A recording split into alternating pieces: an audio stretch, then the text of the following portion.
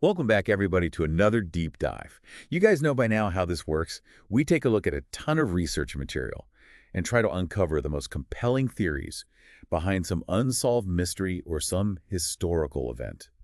And today, we're taking on a case that absolutely shocked Houston back in 1965, the Icebox murders. Yeah, this one is one of those cases that just sticks with you. Really is. Just the sheer gruesomeness of it all. I mean, an elderly couple found dismembered in the refrigerator. That's the case that really gets under your skin, right? Definitely. And we already have a lot of great research on this case from you guys, so today we're really going to analyze it together. Sounds good. And for our listeners who maybe aren't familiar with the Icebox murders, let's just set the stage here. Okay. So 1965, Houston, Texas. We have an elderly couple, Fred and Edwina Rogers, found murdered in their home. But not just murdered, they were dismembered and their body parts were stuffed into their refrigerator. And to make things even more bizarre, their son, Charles Rogers, vanishes right after the murders. He was never found. Never found, leaving behind a whole lot of questions and a case that has remained ice cold for decades. Exactly. It's the kind of case that true crime fans just can't let go of, you know? I know I can't. So we're going to delve into all the details, the evidence, the suspects, and the theories. Okay. But one of the things that really stood out to me when I was going through all this research was this theory that Charles Rogers, the son who disappeared, the prime suspect in many people's eyes, he might have been a victim himself. Yeah, the potential that Charles was actually a victim of prolonged abuse, possibly leading him to commit the crime. That's a really interesting twist on the whole narrative. Yeah. You usually think of the killer as the perpetrator, not the victim. Right. Like a classic case of maybe snapping after years of torment. Exactly. So we're definitely dealing with a really complex family dynamic here. That's for sure. Yeah.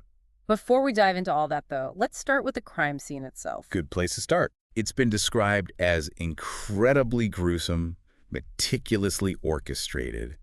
What are some of the details that really stick out to you? What can you tell us about it? So the level of meticulousness at the crime scene it's one of the first things you notice when you read the reports. Yeah. The methodical dismemberment, the way the bodies were wrapped, the cleaning, it really points towards someone who had a plan. It wasn't just a random act of violence. Right. This was calculated. And in the police reports, I noticed the officers initially, they mistook the remains for hog meat.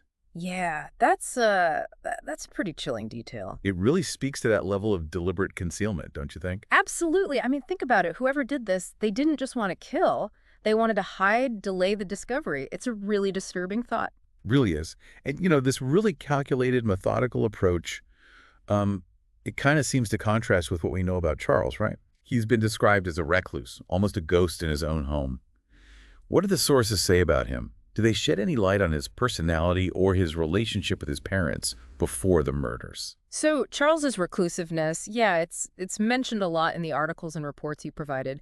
But, if you look at what we know about psychology, social withdrawal like that can be a symptom of something deeper. Trauma, you mean? Exactly. Could his isolation be less a sign of guilt and more a consequence of the alleged abuse? Okay, so we're not just looking at a potential killer. We're looking at someone who may have deeply affected by his upbringing. Right. This goes back to the Gardnier's theory. They're the couple, remember, who spent years researching this case, and they really focused on Charles's potential victimhood. They claim he endured years of torment at the hands of his parents, both physical and emotional. Right. But do any of these sources directly link this abuse to the murders? I mean, is there a smoking gun? Or are we relying mostly on the Gardnier's interpretation? That's the tough part, isn't it? While the sources we have, they do provide compelling accounts of abuse. Directly linking it to the murders is where it gets tricky.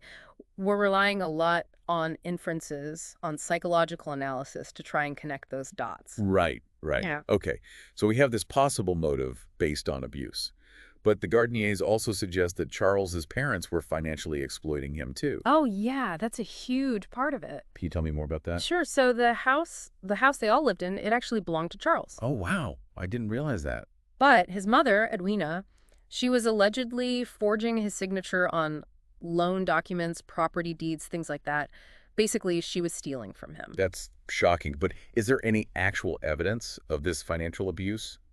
Or is it just hearsay? No, there are financial records, documents, all obtained by the Gardners that seem to back up these claims. But we do have to remember these sources are coming from individuals who are, advocating for a specific interpretation of the case. Right, we always have to be mindful of potential biases, of people pushing their own narrative. Of course, of course. So we have a possible motive stemming from both abuse and this financial exploitation. And then Charles vanishes. Was he a criminal mastermind who planned this all along? Or was this a desperate act of a man pushed to his limit? Well, that is the million-dollar question, isn't it? Premeditated murder or a reactive, desperate act. And to even begin to answer that, we need to delve a lot deeper into Charles's background. Yeah. Like what kind of skills did he have? What resources were at his disposal? Exactly. And that's where things start to get really interesting. So we were talking about Charles possibly having the means to disappear. Yeah. And you mentioned earlier that he was a geophysicist. Can you Yeah. tell us a bit more about that? What kind of skills and knowledge do he actually possess? Oh, yeah. Charles's background as a geophysicist, that's a really important piece of this puzzle. Okay. I mean, he wasn't just some recluse hiding from the world. He had a specialized, in-demand skill set. Right. Geophysicists, they study the physical properties of the Earth, seismic activity, gravity, magnetic fields. They're often employed by these big oil and mining companies to locate resources. So he had a profession that could potentially take him all over the world. Exactly. And this ties in perfectly with the garden years theory, right? Yeah. That Charles used these connections, these skills, to escape. And in fact, one of the articles you provided mentions that Charles was actually working on a project in the Sierra Madres Okay. involving something called magnetotellurics, which is this technique geophysicists use to measure the Earth's conductivity. I'm guessing that's useful for mineral exploration. Very much so. So not only did he have these international connections, but he also had experience working in some pretty remote and challenging environments. Exactly. This wasn't someone who would have struggled to, navigate a clandestine escape. He had the skills, the knowledge, the experience. He could blend in, disappear. That makes the gardener's theory even more interesting, right? Mm-hmm. If he was being abused, exploited, his professional life might have provided the perfect opportunity for escape, even if it meant, leaving behind this horrific crime scene. Yeah. You also mentioned something earlier about Charles having some business interests. Right. Can you elaborate on that a little? Sure. Beyond his work as a geophysicist, it seems Charles was also involved in a few different business ventures. There's an article that details his involvement in a mining partnership down in Mexico. It suggests he wasn't just an employee, he was actively seeking opportunities, building his own financial resources. Okay, so this kind of contradicts the image of him as a recluse who's totally dependent on his parents. It sounds like he was a lot more capable and independent than initially thought. Exactly. And that's why it's important to dig beneath the surface, right? We can't just rely on these labels like recluse. Yeah. We have to look at his actions, his professional endeavors, to really understand who Charles was. And this also adds another layer to the potential motive. If he was building this separate financial life, the alleged exploitation by his parents becomes even worse, doesn't it? Absolutely. They weren't just taking advantage of a vulnerable recluse. They were potentially undermining someone who was actively trying to build his own future. Yeah, and it makes you wonder what Charles knew about his parents' actions. Was he aware of the financial manipulation while they were alive? Or did he uncover this information after their deaths? Right. That would have a huge impact on how we interpret his actions, wouldn't it? For sure. If he knew about the exploitation beforehand, it lends more weight to that idea of premeditated murder. Yeah. But if he only found out after their deaths, well, that could have triggered a wave of rage, resentment, leading to a more impulsive act. Right. And that's why, despite all the research and analysis, there's still that element of uncertainty. We can't definitively say what was going through his mind, what his true motivations were. Exactly. We can only really speculate based on the evidence and, some psychological insights. Speaking of speculation, there are other theories out there about what happened to Charles and why, right? Oh, yeah, definitely. But were they investigated as thoroughly as the garden years theory? It seems like they really went above and beyond. They really did. And those other theories, while intriguing, they do tend to lack that same depth of investigation. Like, what are some of the other theories floating around out there? Well, there's this theory that Charles was actually a CIA operative. Oh, wow. Okay. And his parents somehow stumbled upon his secret life. There's another theory that tries to connect the Icebox murders to the Kennedy assassination, which, to be honest, seems like a bit of a stretch. Yeah, those definitely sound more like conspiracy theories than, credible explanations. Right, exactly. They're fueled by speculation and conjecture rather than any solid evidence. And while we should acknowledge these theories exist, it's important to apply critical thinking. Absolutely. Look at the credibility of the sources. Right. We can't just accept any theory that comes along without really scrutinizing the evidence, right? Mhm. And based on everything you've shared, it does seem like the Gardner's theory is the most plausible one, at least for now. Yeah, based on the sources you provided, their theory definitely seems the most grounded in the evidence, the research. But even their thorough investigation, it couldn't definitively answer every question. So even though it might be the most compelling theory, it doesn't necessarily solve the mystery entirely.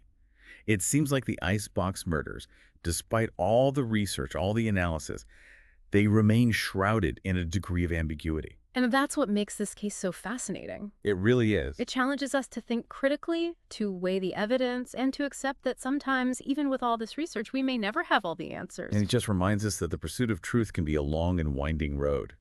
And sometimes that road leads to more questions than answers. But that doesn't mean we should stop searching, right? Not at all. Not at all. We've spent all this time examining the details, exploring different theories. But I'm curious about the bigger picture. What happened after that initial shock of the crime? How did this case actually impact the city of Houston? Oh, it had a profound impact. I mean, this wasn't just a shocking crime. It was a crime that really challenged the city's sense of safety and security. You gotta imagine, Houston in 1965, it was a city on the rise, full of optimism, Yeah. progress. And then this brutal and frankly inexplicable crime occurs. It just shattered that sense of normalcy. It's like a crack in the facade, right? Yeah, exactly. The Icebox murders, they forced Houston to confront this reality that crime, even the most horrific kind, could happen anywhere. And the fact that it stayed unsolved for so long, it only amplified that fear. It becomes like a ghost story. Yeah. Like a cautionary tale woven into the fabric of the city. You could say that. Even today, decades later, the Icebox murders are still a part of Houston's lore. People still talk about it, speculate about what really happened.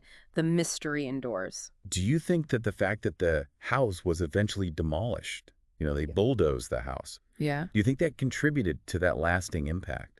It's almost like the city was trying to erase the memory of the crime, right? I think there's definitely a symbolic element to the demolition. It's like, by removing that physical structure, they hoped to somehow exorcise the darkness associated with the crime. But of course, memories don't really disappear that easily. No, they linger, especially when there are these unanswered questions. Yeah. And in the case of the Icebox murders, the questions are plentiful, right? Yeah. I think those unanswered questions are precisely what keeps us coming back to these kinds of cases, We crave resolution, an explanation that fits neatly into our understanding of the world. But sometimes those resolutions just remain elusive. And that's unsettling for a lot of people, right? It is. We want to believe that there's a reason for everything, a solution to every mystery. Yeah, but the Icebox murders, they challenge that belief. They force us to accept that sometimes there just aren't any easy answers. We may never know definitively what motivated Charles, whether he acted out of desperation or premeditation, or even what ultimately became of him. It's a reminder that real life is rarely as neat and tidy as a fictional crime drama. That's a good way to put it. Real life is messy, complicated, and it often leaves us with more questions than answers. But that doesn't mean we should stop seeking those answers. Right. The journey itself can be valuable, even if we never reach a definitive destination. Absolutely. The process of exploring these mysteries, weighing evidence, considering different perspectives, that can help us develop our critical thinking skills and maybe even a deeper understanding of human nature. So after diving deep into the Icebox murders, what would you say is the main takeaway for our listeners? I think the main takeaway here is to embrace the ambiguity. It's okay to not have all the answers. The pursuit of truth is an ongoing process, and sometimes that process, it leads us down some unexpected paths. It might reveal more about ourselves and the world around us than we ever anticipated. It's a reminder that some stories, they continue to unfold even decades after the initial events. And the Icebox murders is definitely one of those stories. It continues to captivate, inspire debate, and just remind us that some mysteries may never be fully solved. But again, that doesn't mean we should stop searching for answers. Well, thank you for guiding us through this chilling and very thought-provoking deep dive. And to our listeners out there, we encourage you to keep exploring the Icebox murders. Read more about it, consider the evidence, and draw your own conclusions, because sometimes the most compelling answers are the ones we discover for ourselves. Thanks for listening, everybody.